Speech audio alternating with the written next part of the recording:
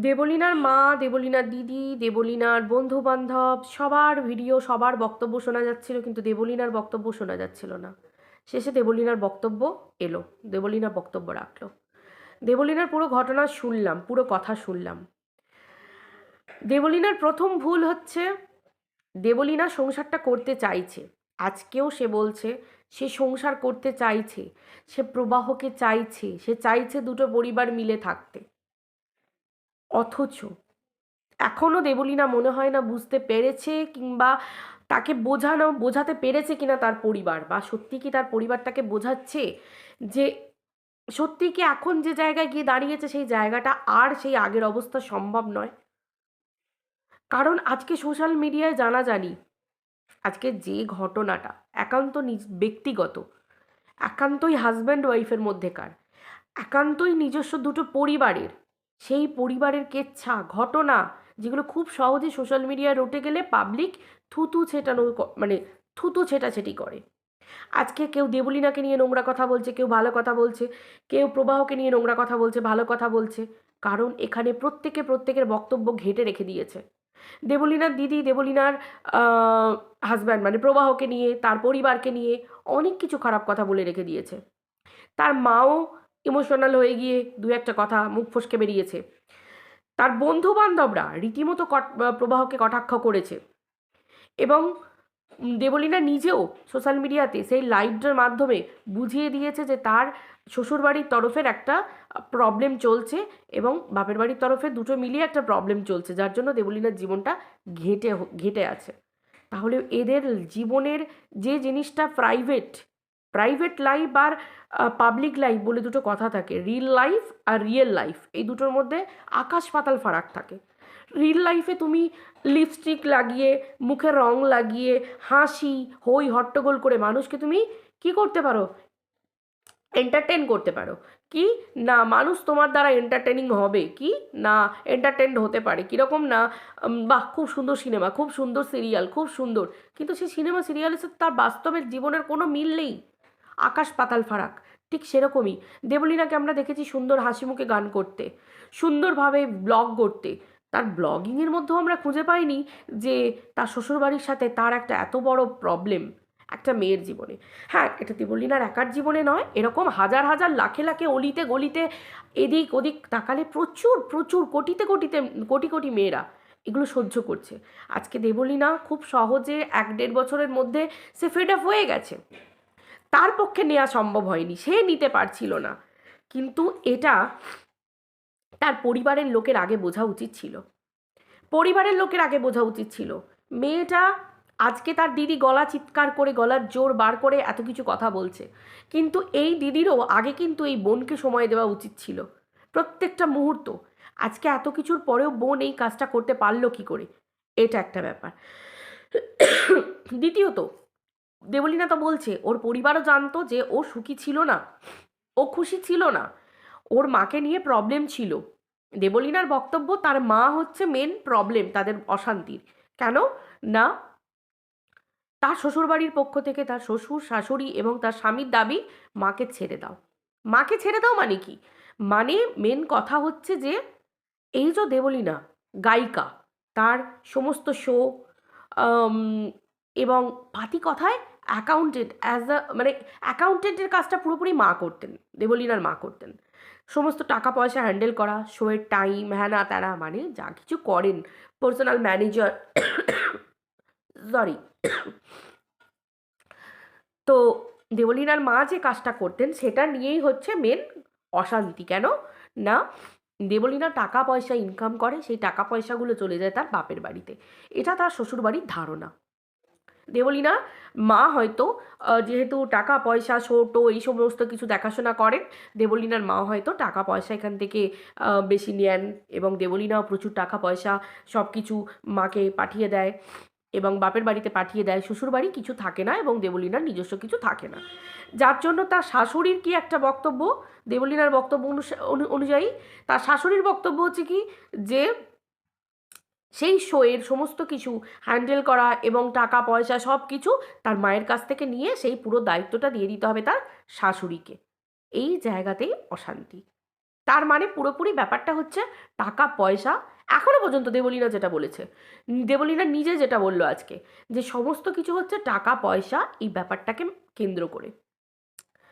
এটা যদি হয়ে থাকে, যদি এই টাকা পয়সা দেওয়া, মা, পরিবার যে ব্যাপারটা, আমরা যদি খুব সহজে একটা মেয়েকে সলিউশন দিতে পারি, তাহলে আমরা বলতে পারি যে পরিবারটাই খারাপ। যারা বলে যে তোমার নিজের মাকে ছেড়ে দিতে হবে, এবং একটা মেয়ে আজকের দিনে দাঁড়িয়েও যে মানুষজন এই মনোভাব রাখে যে টাকা পয়সা মানে একটা প্রবাহ, পরিবার হচ্ছে শিক্ষিত পরিবার, পাইলট, তার মা, ছেলেকে মা বাবা বাইরে পড়াশোনা শিখিয়েছে, ইউএসএতে থেকেছে প্রবাহ, তারপরে মুম্বাইয়ে থেকেছে, সব জায়গায় থেকেছে, বাইরে থেকেছে। তার মানে কি, মা বাবা যদি উন্নত মানে চিন্তাভাবনা না হয়, তাহলে ছেলেকে সেই জায়গায় রেখে পড়াশোনা করাবার চিন্তাভাবনাটাও চট করে বাবা মায়ের মাথায় আসা সম্ভব নয়। তাহলে সেই বাবা মা যখন দেবলীনার বাপের বাড়িতে টাকা দেওয়া এবং তার মায়ের সঙ্গ, এগুলো যখন ছাড়াবার কথা বলে, তখন জানতে হবে যে এই ব্যাপারটা পুরোটাই সংসার গঠিত। দেবলীনা সংসার করতে চাইছে, কোনো মেয়েই সংসার ছেড়ে আসতে চায় না। দেবলীনা সংসার করতে চাইছে, কিন্তু তার বাধাপ্রাপ্ত হচ্ছে কোনটা, মা আর এই টাকা পয়সার জায়গাটা। খুব সহজে আমরা বলে দিতে পারি একটা কথা, যে দেবলীনা তুমি যখন বুঝতে পেরেছো যেটা সম্ভব নয় তোমার ক্ষেত্রে, তুমি সংসার ছেড়ে বেরিয়ে এসো। কিন্তু সত্যি কথা, সংসার ছেড়ে বেরিয়ে আসা কি সত্যিই সম্ভব? সত্যিই সংসার ছেড়ে বেরিয়ে আসা হয়তো সম্ভব নয়। সব মেয়েই স্বপ্ন নিয়ে বিয়ে করে যে তার স্বামী, সংসার, পরিবার সব কিছু থাকবে, সন্তান হবে, ভবিষ্যতে তাকে মানুষ করবে, সব কিছু থাকে। তেমনি তার পাশে দেবলীনার একটা পরিচয় আছে, সে নিজে গায়িকা, তার গলায় মা সরস্বতীর বাস, সে এত সুন্দর গান করে, লাখো লাখো মানুষ, কোটি কোটি মানুষ তার গান শোনার জন্য হাঁ করে বসে থাকে। তো সেই জায়গায় আজকে দুটো পরিবারই তো দেখে দুজন দুজনকে বিয়ে করেছে, যে এও জানে যে এ একজন গায়িকা, তাকে তার শো থাকবে, তাকে রাতে ফিরতে হবে, তাকে শো করতে হবে, রাতে ফিরতে দেরি হতে পারে, দিনে শো থাকতে পারে, সেখানে দেরি হতে পারে। এইগুলো নিয়ে যদি পরে অশান্তি হয়, তাহলে তো বলবো যে দুজনের অ্যাডজাস্টমেন্টের ব্যাপার একটা বিরাট বড় আছে।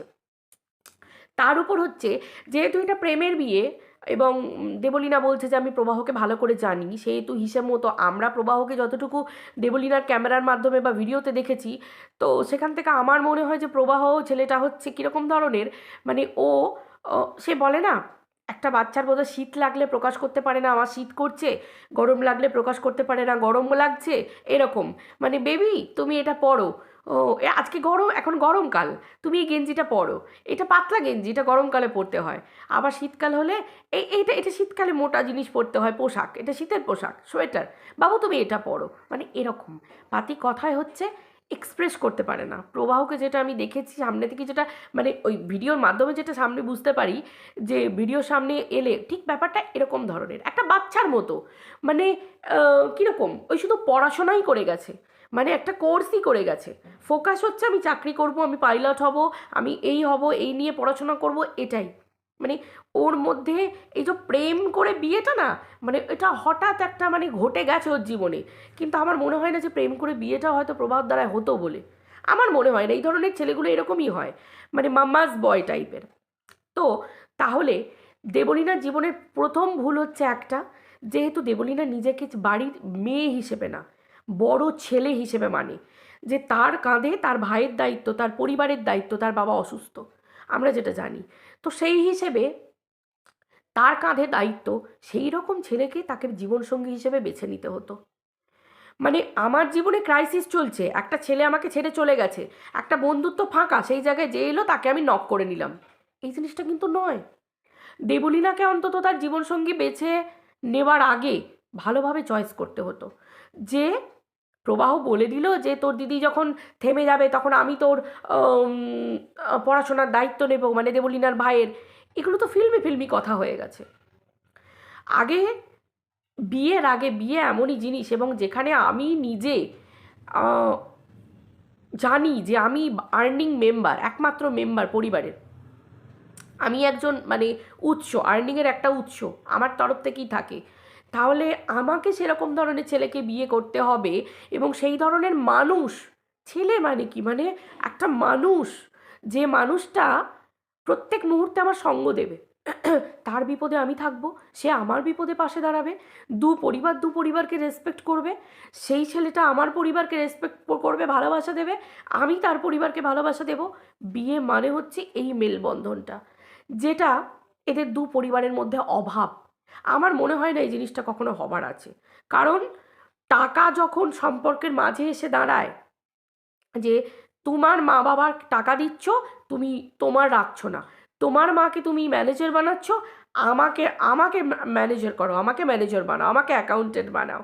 তোমার মানে এই যে প্রবাহর মায়ের যে দাবিটা দেবলীনা বলছে, এই জিনিসটা কখনো ফুলফিল হওয়ার নয় আর করার নয়। হ্যাঁ, দেবলীনা ভালো মেয়ে হয়ে অবশ্যই বলতে পারে যে চলো তোমরা সবাই শুয়ে শুয়েতে চলো, তোমাদের সবাই মিলে চলো, সবাই সব কিছু করো। কিন্তু ব্যাপারটা এটা নয়। ব্যাপারটা হচ্ছে যার যেখানে আটকে যাওয়ার তার সেখানে আটকে যাবে। দেবলীনার জায়গাটা ওই জায়গাটাতেই আটকে গেছে, যে তার মা প্রবাহর কানের মধ্যেও প্রবাহ, সে একজন এয়ার পাইলট। সে কতদিন বাড়িতে থাকে? সবসময় বাড়িতে থাকে না, সপ্তাহে হয়তো একদিন বাড়িতে থাকে কি দুদিন বাড়িতে থাকে, বাকিটাকে বাইরে থাকতে হয়। ওই টাইমটা আসার পরে প্রত্যেকে বাড়িতে আসার পর একটা শান্তি খুঁজবে, আনন্দ খুঁজবে। সেই জায়গায় যদি দেবলীনার শ্বশুরবাড়ির তরফ থেকে তার মা, মানে প্রবাহর মা যদি বলে যে আজকে এই হয়েছে, কালো ওই হয়েছে, কালো ওই হয়েছে, একটা মানুষ শান্তি খোঁজে, সে ছেলেই হোক মেয়েই হোক। কর্মের সারাক্ষণ কাজ করে এসে একটা মানুষ কিছু করে একটু শান্তির খাবার চায়, সেটা ডাল ভাত হোক, নুন ভাত হোক, আলু সেদ্ধ ভাত হোক, শান্তিতে যেন খাবার খেতে পারে। তো সেই শান্তি জিনিসটা এখানে বিঘ্নিত। অতএব এই সংসারটা কোনো মতেই হওয়ার ছিল না। তার উপর দেবলীনার এই হঠকারী ডিসিশন, যে আমি আর পাচ্ছি না, আমি এটা খেয়ে নিলাম, হয়তো আমি এটা করে ফেলার পরে প্রবাহ আমাকে ভীষণ ভালোবাসবে, বা প্রবাহ ভাববে যে মানে পুরো ফিল্মি ব্যাপার। ফাতে কথায় দেবলীনা যেটা বলছে, ও মরতে চায় না, মরতে ভয় পায়, ও জীবনকে ভালোবাসে, ও সকলকে ভালোবাসে। তাহলে সেই ভালোবাসার মেয়েটা কি করে আজকে এত বড় কাজটা করলো?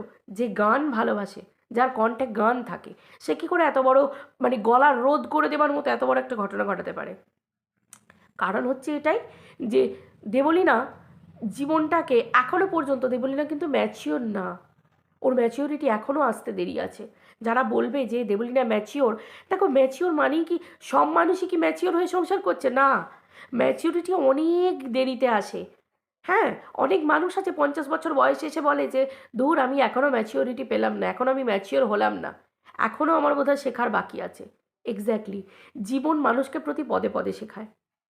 দেবলীনা ভাবলো যে ও হয়তো এটা করে ফেললো, ঘটনাটা ঘটিয়ে ফেললো, এটা করার পরে হয়তো প্রবাহ আসবে, এসে বলবে যে বিরাট তুমি এটা কেন করলে, কী জন্য করলে, তুমি কেন এটা খেলে, তুমি কেন নিজেকে শেষ করে দিতে চাইলে, আমি তোমায় ভালোবাসি, মানে ঠিক একটা ফিল্মি ফিল্মি ব্যাপার।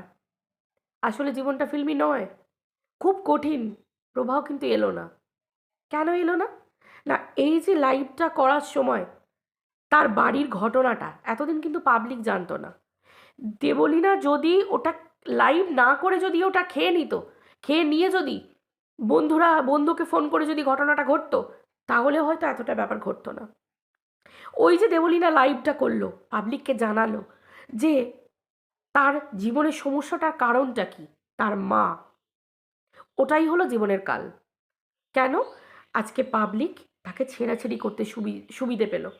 আজকে দেবলীনাকে নিয়েও নোংরা কথা বলছে, তাকে নিয়েও ভালো কথা বলছে, প্রবাহকেও নোংরা কথা বলছে, প্রবাহকেও ভালো কথা বলছে। আজকে সোশ্যাল মিডিয়ায় এসে চিৎকার করে দেবলীনা তোমার বললে হবে না যে তুমি তো প্রবাহকে খারাপ বলনি, কিন্তু তোমার কথায় প্রবাহকে ভিলেন বানানো হয়ে গেছে। তোমার কথায় যে প্রবাহ তোমার কথা শোনে না, তোমার পাশে আসে না, তোমার সাথে থাকে না, আজকে তুমি বলছো আজকে এত ঝামেলা, এত কিছু, এগুলো একান্তই তোমার ঘরের ব্যাপার, ব্যক্তিগত ম্যাটার, এগুলো আজকে সোশ্যাল মিডিয়ায় চলে এসেছে। আজকে লাখো লাখো কোটি কোটি মানুষ জেনে গেছে প্রবাহ ভিলেন, প্রবাহ একটা খারাপ মানুষ। কেন? না দেবলীনাকে কষ্ট দেয়, মানিয়ে নিতে পারে না, সে মায়ের কথায় ওঠে বসে, সে বউকে প্রায়োরিটি দেয় না, সে একটা স্বার্থপর ছেলে, এই রকম ধরনের কথাতে প্রকাশ পেয়ে গেছে। দেবলীনার দিদি তো সোশ্যাল মিডিয়ায় বলেই দিয়েছে প্রবাহর জাঙ্গিয়াটা পর্যন্ত তার বোন কিনে দেয়, তার প্রবাহর পরিবার চলে দেবলীনার টাকায়। এই যে কথাবার্তাগুলো, কাদা ছেঁড়াছেড়ি ছোড়াছুড়ি একে অপরকে, এগুলো বেড়ে গেছে। এখন আর দেবলীনা তুমি চাইলেও আমার মনে হয় না কোনো মেয়ে পারবে তার স্বামীকে ফিরিয়ে আনতে এবং সংসার করতে। সংসারটা যদি তুমি করতেই চাইতে, একান্তই করতে, তোমাকে আরও অন্যভাবে সময় দিতে হতো, আরও অন্যভাবে প্রবাহকে কাছে আনার চেষ্টা করতে হতো। তুমি যদি পুরো পরিবারকে না মেলাতে পারতে, তুমি স্বামীকে নিজের কাছে আনার চেষ্টা করতে। পুরো পরিবারের মানুষজন অনেক থাকে, তাদেরকে তুমি একত্রে না করতে পারলে, তাদেরকে তুমি নিজের জীবনে না ফিরিয়ে আনতে পারলে, কিন্তু তুমি চেষ্টা করতে পারতে তোমার স্বামীকে ধরে রাখার, তাকে কাছে আনার, আরও চেষ্টা করতে পারতে, সময় দিতে পারতে। এতে দেবলীনার পরিবারের লোককেও দেবলীনার পাশে থাকার দরকার ছিল। তা না করে আজকে দেবলীনা একটা টাকা রোজগার করার মেশিনে পরিণত হয়ে গেছে।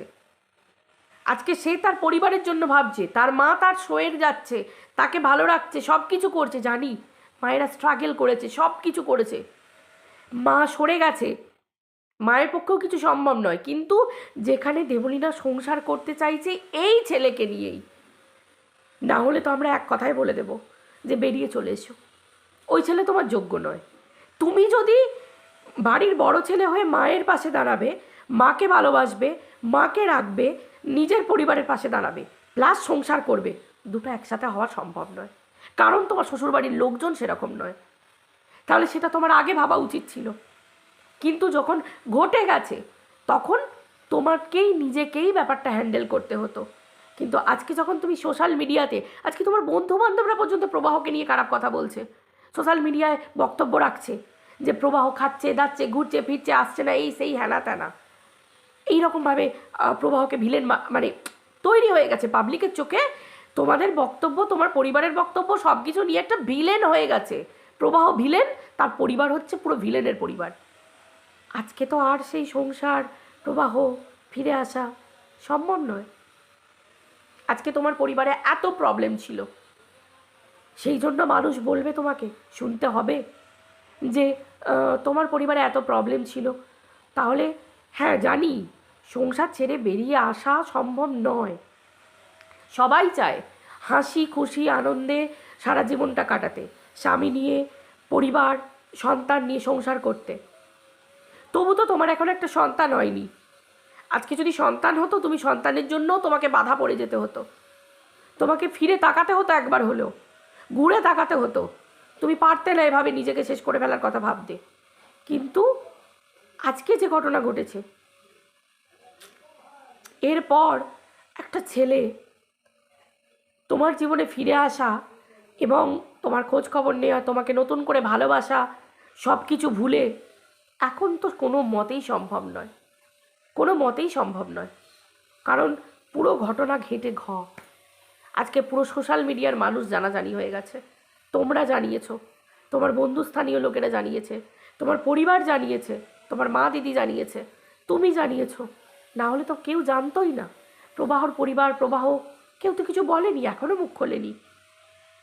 এখানে কেউ বলছে না প্রবাহ ভালো, প্রবাহ খারাপ।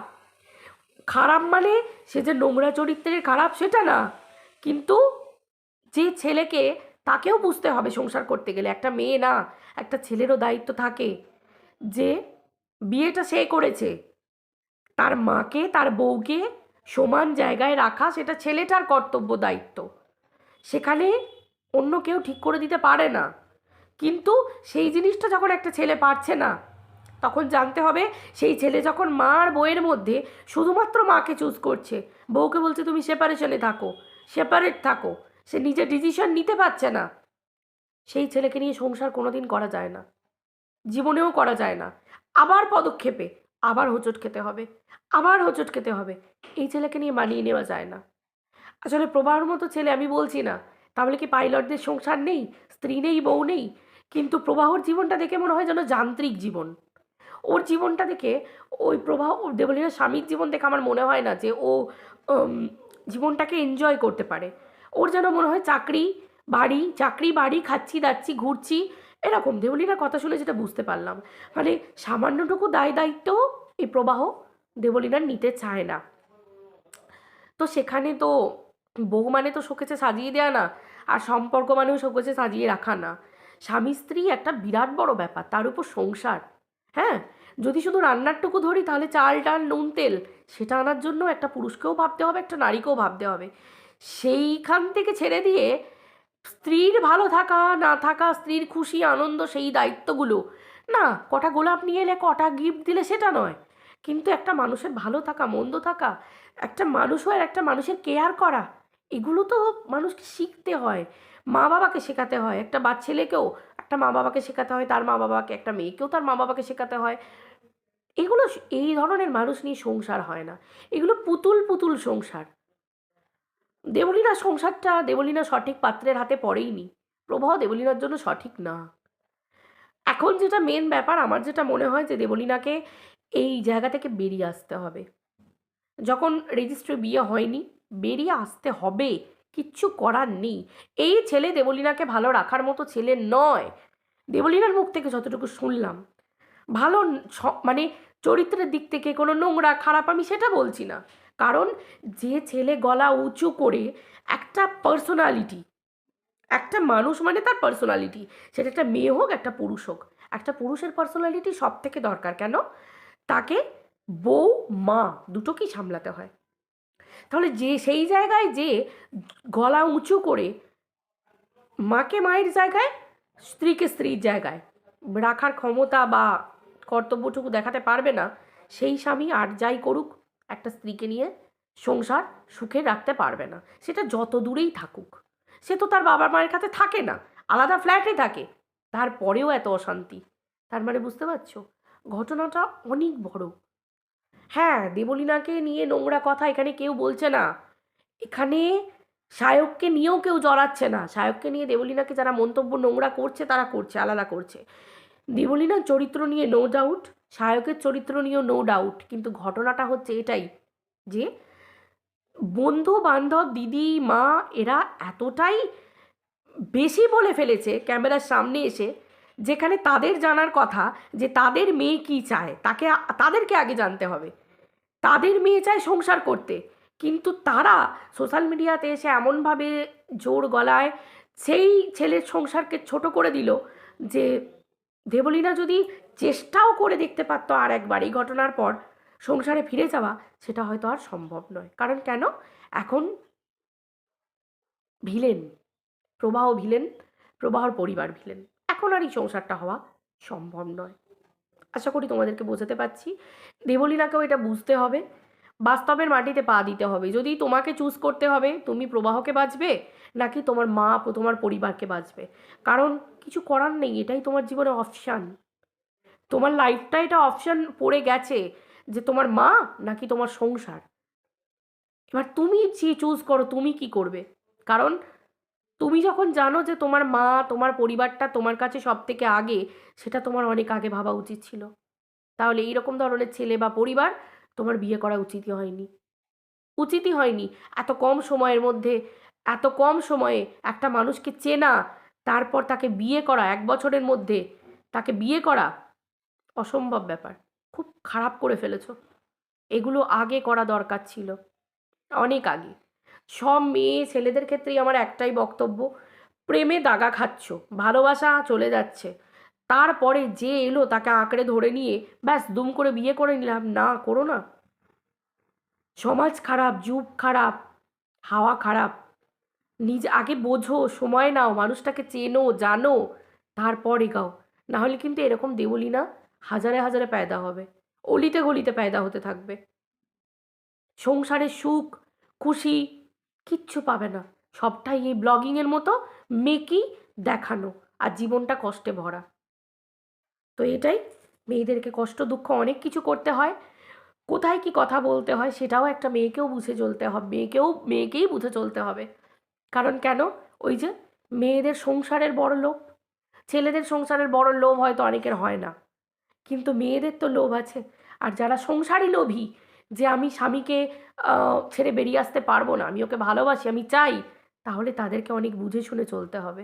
এরকম দুমদাম কাজ করে ফেললে হবে না, এবং সোশ্যাল মিডিয়ায় এসে দুম করে কেচ্ছা ছড়িয়ে দিলে হবে না, তাহলে কিন্তু সব কিছু শেষ হয়ে যাবে এক নিমেষে। যেটা দেবলীনা হারিয়ে ফেললো, তার পরিবার যেটা দেবলীনার মানে অনুমতি না নিয়ে এই যে প্রবাহর পরিবার প্রবাহকে যেভাবে ছোট করতে শুরু করে দিল এবং ভিলেন বানিয়ে দিল, এতে কিন্তু আর সংসারটা হলো না। এটাই হচ্ছে মেন ফ্যাক্ট। এবার সব থেকে ঘটনা, যে তুমি একজন গায়িকা দেবলীনা, তোমাকে এই সব থেকে বেরিয়ে আসতে হবে। তুমি তোমার গান শুরু করো, নিজের মতো করে চলো।